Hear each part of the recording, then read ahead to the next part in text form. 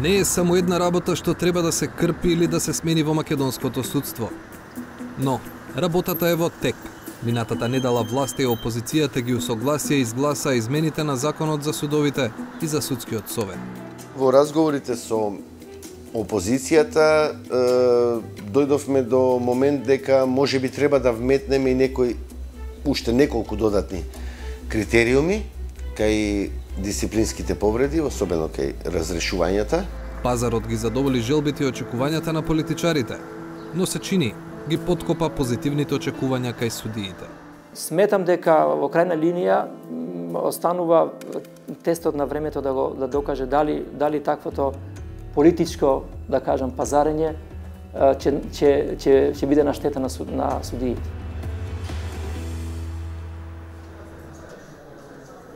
Не се гледа често сликата од мониторот во Македонското собрание како од средата. 86 гласа за и од власта и од опозицијата. Овој пат за реформските измени на законот за судовите и за судскиот совет.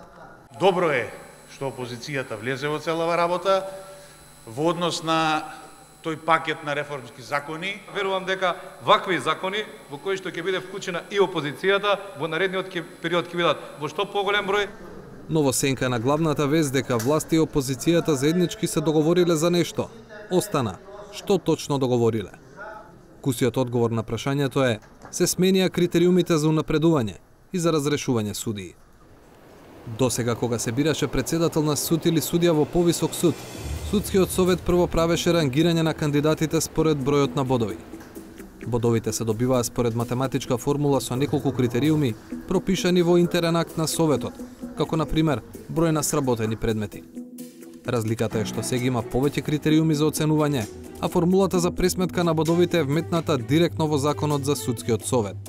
Новина е и што од максималните 200 бода што може да ги добие еден судија, поголемиот дел или 120 бода се добиваат за квалитетот на работата на судијата кој се оценува, а останатите 80 за квантитетот. Од Министерството за правда велат дека новата математичка формула и критериуми ќе понудат фер надпревар меѓу судиите. Целта на решението, формулата да биде во закон наместо во правилник, е судскиот совет на вистина да биде непристрасен кога ќе вага. Кој судија најмногу заслужил да напредува? Сметавме дека треба да стои во законот за да не се остави простор при изготвување на тие правилници и слично, да секој си има свое мислење како треба да се изготват тие табели или критериуми. Вака е законска обврска и таа мора да се испочитува сега. Мислам дека е многу попрецизно од сите досегашни претходни закони. Го соочивме заменик министерот и со фактот дека судскиот совет во неколку наврати одлучи да го занемари оценувањето и да унапредува кандидати кои немаа најмногу бодови. Да, затоа е направено.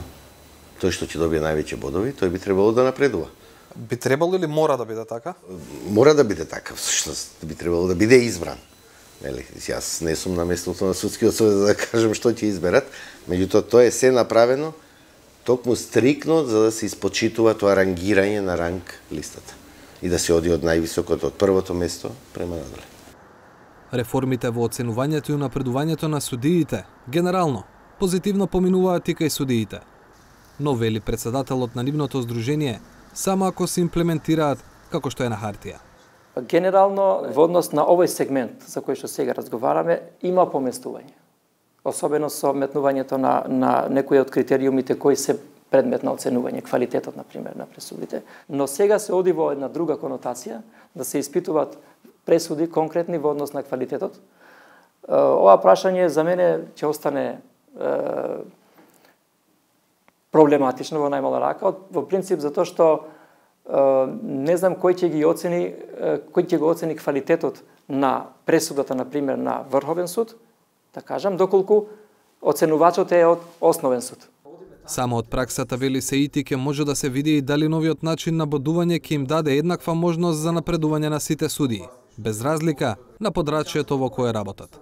Доколку ги слушате судиите од Скопје, ќе кажат дека ние судиме сложени предмети, но доколку ги слушате судиите од помалите судови, они ќе кажат дека ние сме во инфериорна позиција, затоа што недостасуваат предмети кои би не довеле во рамноправна позиција при идното напредување со другите судии во постапувањето. Оваа ситуација не може да се менува на овој начин. Таа е реалноста. Другиот клучен елемент во реформата на законите за судството, поддржана од власта и опозицијата, е што е изменет и зголемен бројот на основи кои може да доведат до разрешување на судија. Како и досега има 11 основи за нестручно и несовесно вршење на судска функција, со измена на дефиницијата за еден став. Но за разлика од досегашните 4 основи за потешки дисциплински повреди кои може да доведат до разрешување, сега има 9. Зголемувањето на бројот на основи доаѓа во период кога приби Венецијанската комисија бараа намалување и прецизирање на овие одредби. Сметаше Министерството за правда и работната група дека врз основа на овие критики што ги добивме претходно, дека треба овие услови да бидат многу прецизни, концизни, што помалку. Меѓутоа, во разговорите со опозицијата дојдовме до момент дека можеби треба да вметнеме и уште неколку додатни критериуми кај дисциплинските повреди, особено кај разрешувањата, и кај председателите на судовите, и кај за разрешување на судиите. Мислам дека сега вака народски да се изразам, не се страшни толку и треба да ги почитуваат судиите при нивната работа. Го прашавме заменик министерот и дали овие измени ќе го опфатат очекувањето на јавноста за санкции на судиите од тефтерчињата. Ако одиме баш правно, како што важат законите од сега па натаму, нема ретроактивно дејство, одиме од сега па во иднина, да не се повтори више тоа никогаш. Иако може да се отворат постапки секогаш и за предмети кои, доколку има таква представка, кои биле или се завршени сега во скоро време. Тоа да.